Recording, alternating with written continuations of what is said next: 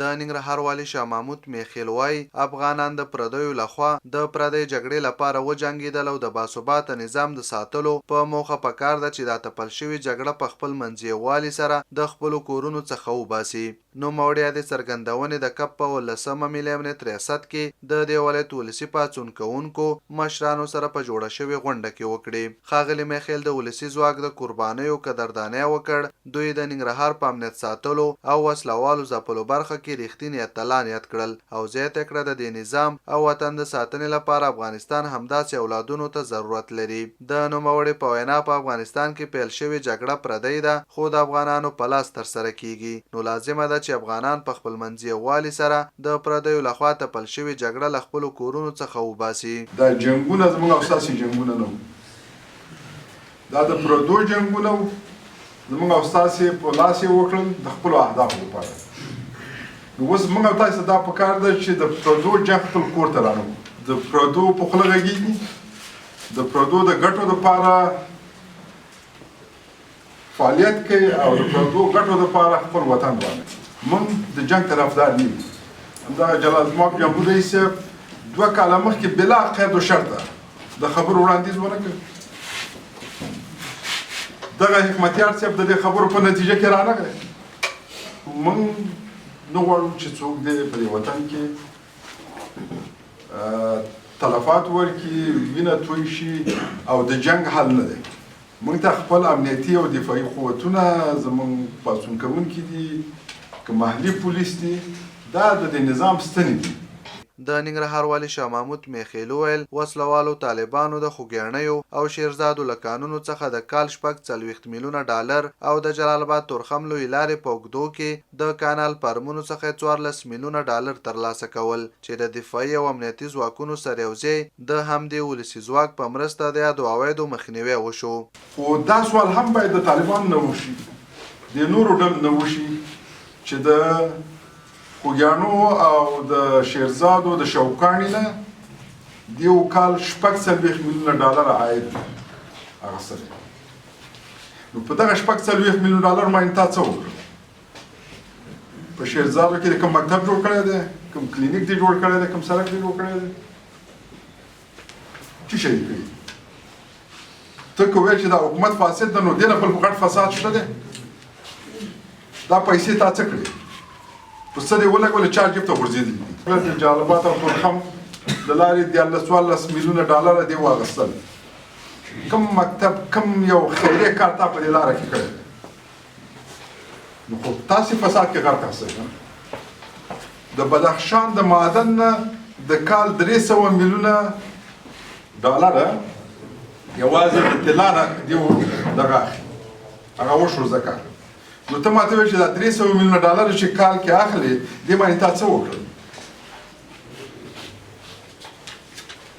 غیر د دې نه چې جنګ همدغه پیسو دپاره دی او اوس خو بیخي ثابته شوله چې خشونت کموالی، تاوتریخوالی کموالی، معنا چې دا 15 کاله جهاد نه ولو، تا خشونت وکړه، خپل وطن دې وران کړه، خپل خلک دې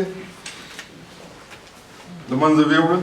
د ننګرهار د ملي امنیت رئیس ډګر جنرال نظر علي واحدي وویل تیر کال وسلوالو په دې ولایت کې د خلکو په جنازو، ښوونځیو او نورو اسلامي او کلتوري ځایونو کې بریدونه کول، خو امنیتي ځواکونو د ولسي پاڅون کوونکو سره یوځای د وسلوالو ځالې له منځه یوړې او خلکو ته یو ځل بیا په سکون سره ژوند کولو زمینه برابره کړه. هغه د دې ولایت 14 ولسوالیو پاڅون کوونکو مشرانو ته لارښوونه وکړه چې وسلوالو سره خبرې وکړي ترڅو له جګړې لاس واخلي او د سولې بهیر سره یوځای شي. دلته که قومونه دي، که ځوانان دي، که امنیتي او دفاعي ارګانونه دي، که دا اداره ده، که دا حکومت دی، خو د افغانستان د شیرازي دپاره دا کار کړی،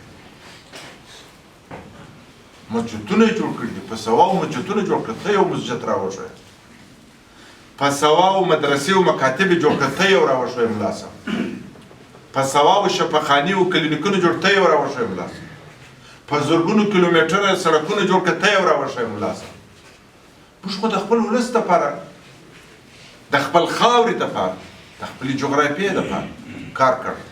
دغه طالبان ورونه چاته دي، دا ګروپونه دیو سره خبرې وکړي، د دولت غیږ خلاصه ده، سولې ته تر هر چا موږ د افغانستان حکومت او د افغانستان خلک ډېر تږي دي سوله غواړي پخوا مو غوښته ځکه وژل سوي یو دا 40 کاله وژل کېږو د ولسي پاڅون کوونکو یو مشر حسن خان وویل وسله والو طالبانو د بېلابېلو سیمو څخه راټول کړي عواید بیرته د وطن په ورانولو مصرفول سړکونه ښوونځي او نورې آبادۍ ورانولې او ان په خپلو سیمو کې پروژو د پلي کېدو اجازه نه ورکوله هغه څه کول خو باروت یې باخسته کړه مرمۍ یې باخستې کړه همدغه اول شهزاد ولسوالۍ چې په بم وارزوله په دې باندې تقریبا 25 لکه روپۍ لګولې بارود یې ورته اخیستي وو پټاکې یې ورته اخیستې وې هماغه خلک یې راوستي وو هماغه څوک چې د جګړې دپاره هغو خو په بل شي مصرف نه هغو خو په ورانونه باندې دغه پیسې مصرفولې